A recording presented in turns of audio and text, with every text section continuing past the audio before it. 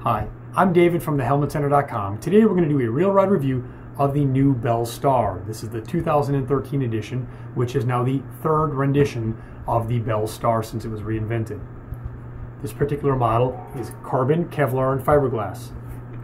It carries a DOT and a Snell M2010 safety rating. The inside has washable and replaceable cheek pads and top liner, as well as the optional chin skirt that helps keep the wind out. For ventilation, you have a large vent on the chin, one on the forehead, and two across the top, as well as a big exhaust port on the back that's open at all times. In a size medium, this helmet weighs in at 3.6 pounds. It carries a 5-year warranty, and the price range is $549 to $699, depending on what color and graphic, and whether it's a full carbon version or the tri-composite that this is. If you need more technical details, go to our website at thehelmetcenter.com and click on the product description page to read all the details you need. However, since our reviews are more performance-based, let's get this thing out on the road and see how it really performs for you.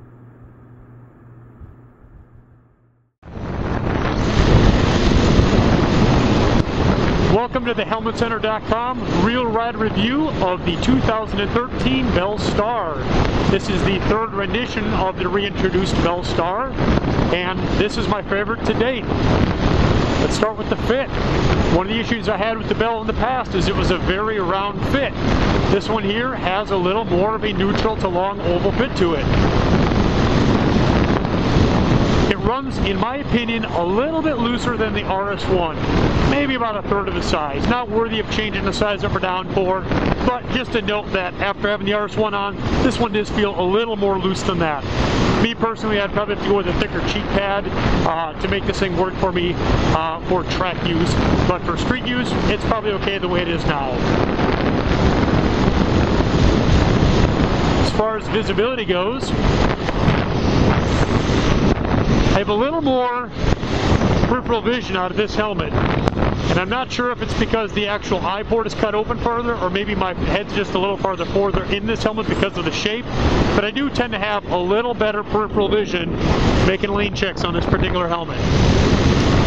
One thing that did surprise me about it was, being a full race helmet, they're designed to be in full tuck, which as soon as I do that I can feel the ventilation working considerably better. But what I noticed is the actual shell protrudes down a little farther than I would expect it to for the race helmet. Usually they cut those eye port openings a little taller, so when you're in full tuck you can see. This one gets in my way a little bit. Not enough to really block anything, but you definitely have to put your head up another degree or two to make sure that you can see far enough down the track for you. Let's talk about ventilation.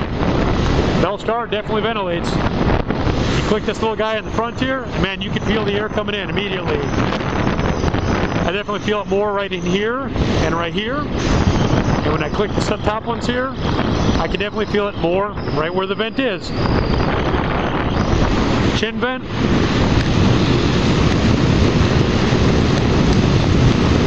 I noticed just a slight increase in airflow through the whole helmet when I click this open, but this tends to be more for the anti-fog on the inside of the shield anyway, so I'm not going to dock him for that one there. This shield is the Bell Transition shield that I had on the Vortex and the RS1 review. It's an amazing shield, runs about 120 bucks, but you can see it gets dark. At nighttime, this thing will be crystal clear. The only time this thing doesn't work really well is when the sun's real low on the horizon, either early in the morning or late in the afternoon. It doesn't have quite the UV rays in the going through the lens here, so it doesn't get quite as dark. So driving into that sun, not quite as good. It really is peak performance is during the middle of the day.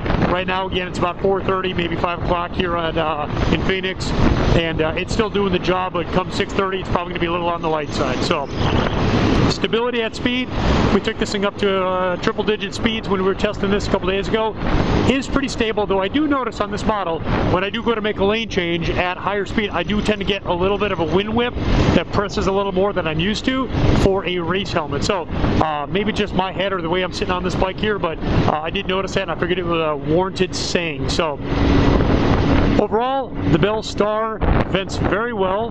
It's very light and does carry still the DOT and Snell rating on it.